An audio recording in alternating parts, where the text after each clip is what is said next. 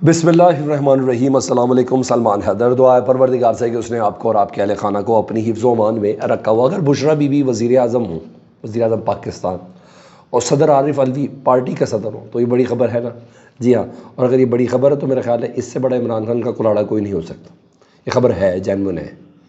اس کی تفصیل میں آگے چل کے آپ کے ساتھ شیئر کرتا ہوں۔ ایسے میں جنرل عاصم منیر صاحب نے خود رد عمل دیا اور بہت حیران کن رد عمل دیا۔ D G I S P R کی پریس کانفرنس اپنی جگہ، آئی ایس پی آر کی پریس ریلیز اپنی جگہ، اور جنرل باجوہ صاحب کا یہ رد عمل بالکل ہی مختلف ہے۔ یعنی ہر طریقے سے باور کرانے کی کچھ کوشش ہے، وہ میں نے آپ کو بتانا۔ اس سے بڑی کوئی خبر ہوگی کہ رانا ثناء اللہ صاحب بحیثیت وزیر داخلہ اعتراف کر رہے ہیں کہ 9 مئی کا جو واقعہ تھا وہ دراصل ہماری ایجنسیوں کا فیلئر تھا، انٹیلیجنس فیلئر تھا۔ یہ پہلی بار منہ سے نکل رہا ہے ان کے، اس سے پہلے یہ بات نہیں نکلی تھی۔ مولانا جو آگے بڑھ بڑھ کے للکار رہے ہیں نا، کوشش کروں گا احتیاط کے دامن کے ساتھ وہ بھی آپ کے ساتھ شیئر کروں، لیکن اس کا مقصد کیا ہے؟ مولانا صاحب کی ٹون ایسی کیوں ہے، اتنی کیوں بدلی ہے؟ لگتا بہت زور کی ان کے ساتھ نا کوئی اذیت ہوئی ہے، کوئی تکلیف ہوئی ہے، اس کا احاطہ کرتے ہیں آپ کے سامنے اسی ولاگ میں۔ تو چینل دیکھ رہے ہیں تو چینل سبسکرائب کر دیں تاکہ میرا اور آپ کا یہ رابطہ رہے۔ سب سے پہلے گرما گرم خبر عارف الوی صاحب سے متعلق، جو ان کی کل ملاقات ہوئی تھی عمران خان صاحب سے، اس میں عمران خان صاحب نے ان کو کچھ ٹاسک سونپے، اور عمران خان صاحب عارف الوی صاحب کو پاکستان تحریک انصاف میں ایک ایکٹیو رول دینا چاہتے ہیں، کیونکہ ان کی گفتگو ہوئی ہے جماعت اسلامی کے سربراہ سے، اور دیگر جگہ پر انہوں نے ایکٹیویٹی شو کی پچھلے 3 سے 4 دنوں میں لاہور میں رول دینا چاہتے ہیں۔ ظاہر بات ہے جتنے بھی میجر افراد ہیں وہ تمام یا تو پابند سلاسل عمران خان صاحب، شاہ محمود قریشی صاحب، پرویز الہی صاحب، اور یا کچھ انڈر گراؤنڈ ہیں۔ تو پولیٹیکل فگر کی ضرورت ہے، اور میرا خیال ہے کہ عارف الوی صاحب سے بڑا سیاسی فگر اس ٹائم پاکستان تحریک انصاف کے پاس کوئی نہیں ہے۔ اور ویسے بھی عمران خان صاحب کی طرف سے یہ جو سمجھ میں آئی ہے وہ یہ ہے کہ عارف الوی صاحب کو پاکستان تحریک انصاف کا صدر بنانا چاہتے ہیں۔ یہ بڑی اتھینٹک خبر میں آپ کے ساتھ شیئر کر رہا ہوں، کیونکہ صدر بن کر وہ چیزوں کو پولیٹیکلی لیڈ کریں گے جس کا اس وقت پاکستان تحریک انصاف میں فقدان ہے، ٹھیک ہے؟ اور وجہ یہ پارٹی کو وکلا سے بھی تھوڑا دور کرنا ہے۔ وکلا کو پارٹی سے ختم نہیں کرنا، تھوڑا دور کرنا ہے، کیونکہ جو اس وقت وکلا ہے نا وہ چھوٹی چھوٹی چیزوں میں پھنس گئے، اپنے آپسی معاملات میں کھینچا تانی کے اندر اس وقت پھنسے ہوئے ہیں۔ تو ان کا تھوڑا سا کارنر ہونا بہت زیادہ ضروری ہے، اور وکلا کا بیہیویئر بھی سیاسی نہیں ہوتا نا، یہ بھی پرابلم ہے۔ تو ایک اور وکیل سے متعلق بھی خبر ہے کہ اس کی چھٹی ہونے جا رہی ہے۔ اگر جس عارف الوی صدر بن جائیں یا چیئرمین بن جائیں پھر بیرسٹر گوہری ہوں گے، میرا یہ آئیڈیا ہے ایسا ہوتا، کیونکہ ان کا بھی جو لیتھارجی وے ہے، تھوڑے اگریشن ریکوائرڈ ہے، پولیٹیکل سٹانس ہے۔ 3 سال پہلے تو بیرسٹر گوہر پاکستان تحریک انصاف میں شامل ہوئے تھے، 3-4 سال پہلے کی بات ہوگی۔ تو یہ چیز ہے، پہلے وہ پیپلز پارٹی میں تھے۔ آپ بھی گیس کریں کون ہو سکتا ہے؟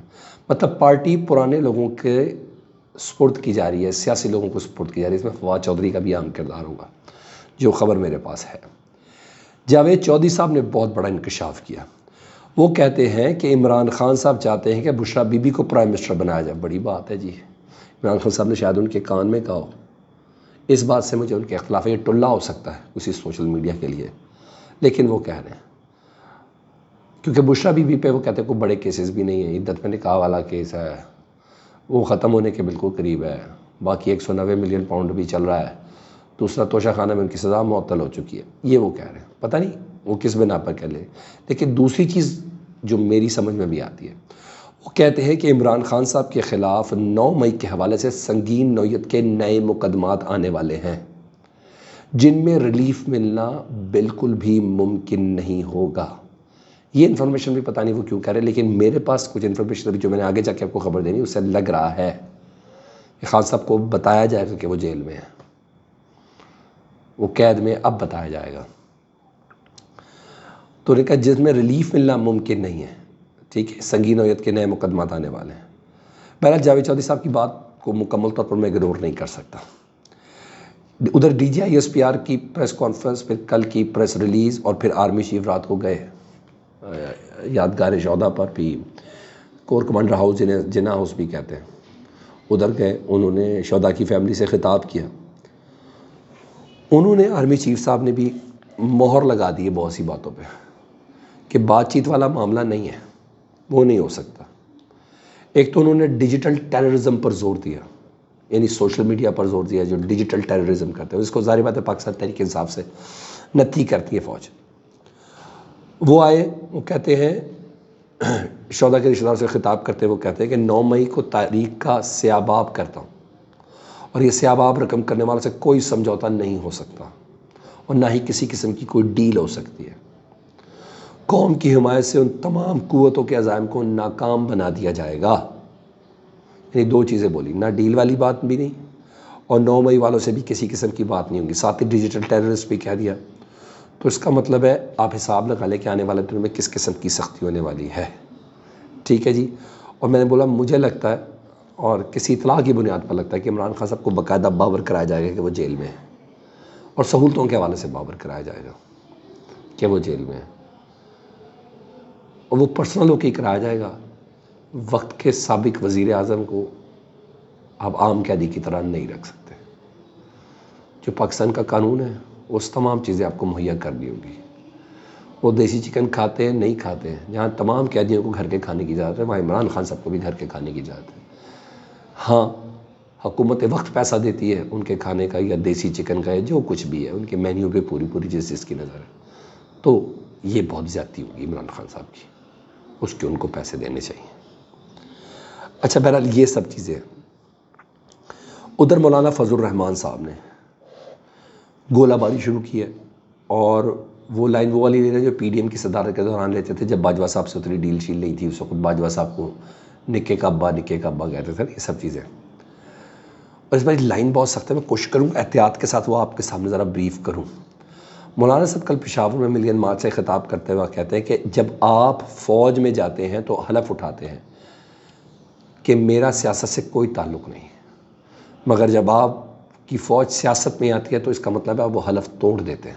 پہلے آپ حلف اٹھاتے ہیں کہ ہم سیاست میں نہیں آئیں گے، جب سیاست میں آتے ہیں تو اس کا مطلب ہے آپ حلف توڑ دیتے ہیں، تو پھر اس کا مطلب ہے آپ فوجی نہیں رہتے۔ اس لیے میں آپ پر تنقید کرتا ہوں، تم جہاں سے نکلے ہو، سر یہ جنرلز کو کہہ رہے ہیں نا، تم جہاں سے نکلے ہو وہاں واپس چلے جاؤ، میں آپ کی بہت عزت کروں گا اگر اپنی جابس کے اوپر چلے جاؤ۔ پاکستان کے قیام میں تمہارا کوئی رول نہیں تھا، پاکستان ہماری قربانیوں سے بنا ہے، پاکستان بنانے میں نہیں توڑنے میں تمہارا 1971 کو اٹیچ کر رہے ہیں جی، یہ انہوں نے بولا۔ تم وردی پہن کر مجھ پر روب ڈالنا چاہتے ہو تو یہ تمہاری بھول ہے، تم میرے قریب بھی نہیں آ سکتے، اپنی حدود میں رہو۔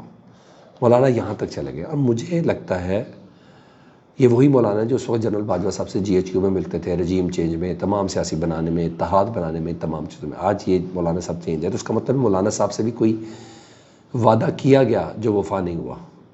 مولانا صاحب بھی کوئی خاص اذیت میں ہیں، کوئی خاص تکلیف میں ہے، شاید وہی اذیت جو الفاظ نہیں بنا سکی جہانگیر خان ترین کے۔ کچھ تو وعدے کیے ہوں گے نا جہانگیر خان ترین سے، استحکام پاکستان پارٹی بنوا دی بیچارے سے، کچھ تو وعدے کیے ہوں گے نا پرویز خٹک سے کہ پی ٹی آئی حقیقی بنوا دی ان سے۔ کدھر ہیں یہ لوگ؟ مگر شاید ان کے کچھ ایسے ثبوت، ایسی کوئی کارستانیاں، ایسے کوئی معاملات ہیں جو ان کی زبان بند رکھنے پر انہیں مجبور کرتے ہیں۔ مولانا صاحب کے شاید کوئی ایسی چیز نہیں ہوگی، تو مجھے یہ ایسا لگتا ہے کہ مولانا صاحب کچھ چیزیں منوانا چاہتے ہیں، پہلا غصہ ان کو بہت زیادہ ہے۔ ادھر 9 مئی پر رانا ثناء اللہ نے سارے کا سارا معاملہ تسلیم کیا، انٹیلیجنس پر ڈال دیا۔ انہیں کہہ رہے ہیں کہ 9 مئی دراصل انٹیلیجنس فیلئر تھا، پاکستان کے حساس اداروں کی انٹیلیجنس کا فیلئر تھا۔ وہ بطور وزیر داخلہ کے رسول وہ وزیر داخلہ تھے، جی ہاں، حکیم رانا ثناء اللہ تھے اس وقت۔ انہیں کہا ہمیں پتہ تھا جلوس نکلے گا، لیکن کسی نے اندازہ نہیں لگایا تھا کہ اس طریقے سے حملے ہو جائیں گے۔ رہی بات جوڈیشل کمیشن کا، انہیں کہا اس مسئلے کا حل ہی نہیں ہے جوڈیشل کمیشن بنانا۔ 1 سال بعد بھی آپ لوگ سوچ رہے ہوں گے کہ 9 مئی کی رپورٹ کب آئے گی، یعنی اگر جوڈیشل کمیشن بن بھی گیا نا تو رپورٹ نہیں آنے دیں گے، یہ وہ کہہ رہے ہیں۔ انہوں نے کہا حکم امتناعی ختم ہونا چاہیے، اگر اب تک آرمی ایکٹ کے تحت آرمی عدالت، فوجی عدالتوں میں کیسز چل رہے تو 30 دن میں فیصلہ سناتے اور معصوم لوگ اپنے گھر پر ہوتے، بے گناہ لوگ ہوتے، یعنی وہ آرمی ایکٹ کی بھی حکم امتناعی جو سپریم کورٹ نے دیا ہوا، رانا صاحب اس کی بھی حمایت کریں، ساتھ ساتھ وہ بھی حلال کر رہے ہیں نا سابقہ نوکری، یہ ہے. لیکن وقت کے وزیر داخلہ کا یہ کنفیشن کوئی چھوٹی بات نہیں ہے. فیڈ بیک سے متعلق ضرور آگاہ کریں. اپنا بہت زیادہ خیال رکھیں. اللہم صلی علی محمد و آل محمد.